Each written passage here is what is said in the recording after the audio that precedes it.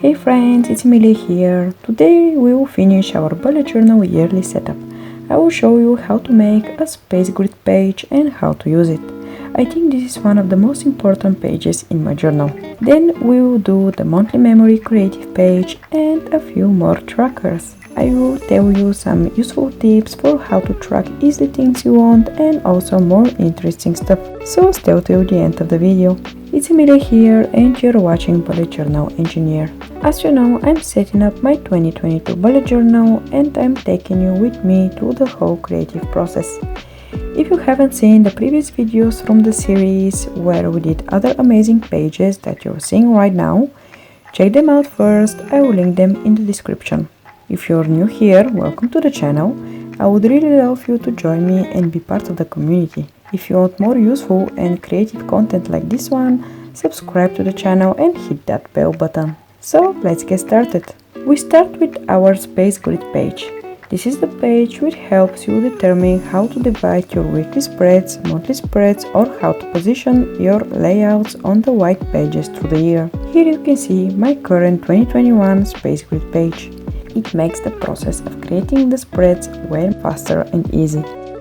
Usually I divide my weekly spreads into 6 equal parts, and with the space grid page I don't need to count squares like crazy. Here you can see other examples of how I divide my weekly spreads. There are many types of space grids and soon I will upload video only dedicated to them. With the time and experience, I found that this grid page is the most suitable for my needs. I start with writing the number of the dot squares horizontal and vertical. In this way, when I want to divide a page in two halves, for example, I will know in advance that my sheet has 39 squares in vertical. Then, without much counting, I will draw a divide line in the middle of 19 square. And this is exactly what I'm doing right now. Every grid page is different depending on your needs and your bullet journal size. I like to draw my lines so they mark the half of the page, the 1/3 of the page and 1/4 of the page in vertical and horizontal dimension. These are the views I use most often. Also, you see I leave little gaps between the lines. Sometimes my daily spreads are not right one next to another and I want to have a little space between them. This means that I have to reduce their fields. So if we decide to put 6 spreads on one page with space between them, they will not be so wide. That's why I leave these empty spaces to simulate a gap to know how much space I have left for daily tasks if I use this layout. As you see, I use different contour for each line so I can recognize them more easily. The final divide that I will do is in 7 equal parts for my horizontal spreads, each for every day. So the space grid page is known from the Instagram user Pacific Notation. I will link it in the description, and it got popular in the bullet journal community because of its versatility. And now we're going to the monthly memory creative page. I like to use my notebook not only as an organizer but also as a memory book of things that happen to me. Just think daily how small and wonderful things happen. Wouldn't be wonderful to keep them for years to come?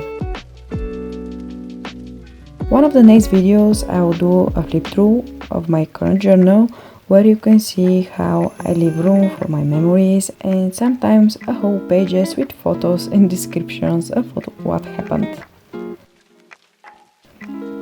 Of course, you can write whatever you want, but I try to focus mainly on the beautiful and good things. As my father always said, good people remember good things. On this page, I will draw what I remember every month. That's why I divided into 12 equal parts, each for each month.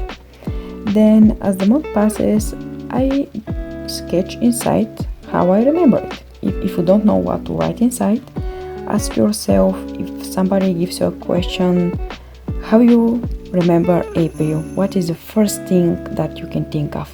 This is a thing that you need to sketch inside.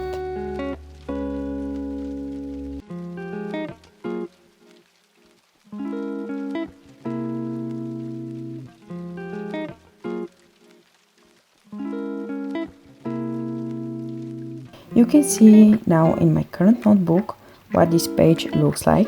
So in January we went on skiing in the mountains with my friends, and that's why I drew a simple sketch of skiing and mounting.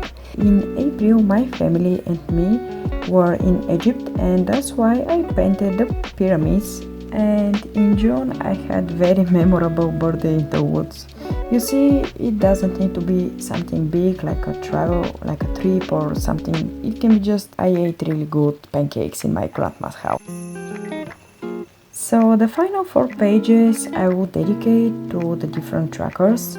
Those will be my yearly trackers, and that's why I will write in the horizontal the first letter of every month, and in the vertical the days from 1 to 31. Of course, not every month has 31 days, and that's why I will draw a line where every month ends. So here is how the fields will look at all. My first tracker will be my activity tracker. I will leave the tracker design minimalistic as it is, and I will add a few colorful dots. They're stickers, usually I draw them, but I bought those stickers just 2 days ago and I couldn't wait to use them. Since the pandemic started, I spent a lot more time at home. It's like I'm getting used to doing nothing at all every day, except work and meeting friends. Before, sports were a big part of my life, and now I want to get those habits back. That's why I will track what day I did which activity. I will track biking, hiking, walking more than 100 steps, and for the sports that I'm not consistent at, I will have one tracker mark. For example, skiing, swimming, and other sports that I do almost accidentally, and there is no need for a separate tracking mark. I continue with the next tracker, which will have the same structure as the last one, except here I will track my posting on the social media. I will track on which days I've posted on Instagram, Facebook, YouTube, or other platforms. The last tracker of this type will be my year in pixels. Probably you have seen this tracker on many places. I really adore it. I choose 5 colors, one for every month, from the best to worst mood I have, and I will track how I feel every day. I really enjoy filling this tracker because at the end of the year I can see how was my overall emotional state. The only downfall of this tracker is that I need colors to fill it. I turned the pen test page we did in the first video and chose 5 colors. So unfortunately, as this is daily tracker, I will use all year round. I need to carry those 5 colors with me. Maybe you're wondering why I'm not such a fan of this. And here is the tip I can give you. Try to make your trackers easy to fill, so you don't lose motivation to fill them. If you need many colors to fill them, sometimes if you're going abroad, it's not possible to bring your whole stationery with you for one single tracker, and it's really uncomfortable. This applies especially to the yearly trackers, where once you lose motivation to fill them, it is really hard to jump back on track. On the last 2 trackers, you saw that I'm using only shapes, eggs or circles, and in this way I can bring with me only my micron pen and nothing else. For this tracker, here in pixels, I will make an exception because there are only 5 colors that I need to fill, and if I don't have them in me, I can just write the color name in my daily spread for the current day, and when I have access to my markers, I will just open that date and see what I have written and fill the square with this color. But at all, try to make your trackers as simple as possible. Believe me, it will help you a lot. Now we're heading to our last tracker. Meanwhile, if you enjoyed this video, leave a like down below, and if you want to see more useful content like this, subscribe to my channel and hit that bell button.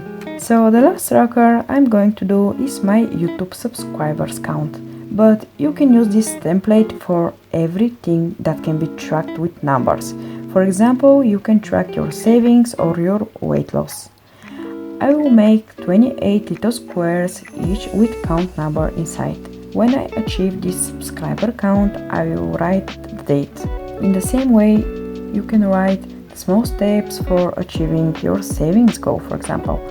Soon I will upload videos especially for trackers. Now in short, I can say that there are two main types of trackers. The first type are the analytic trackers. On them you track habits such as posting and activity tracker that we did.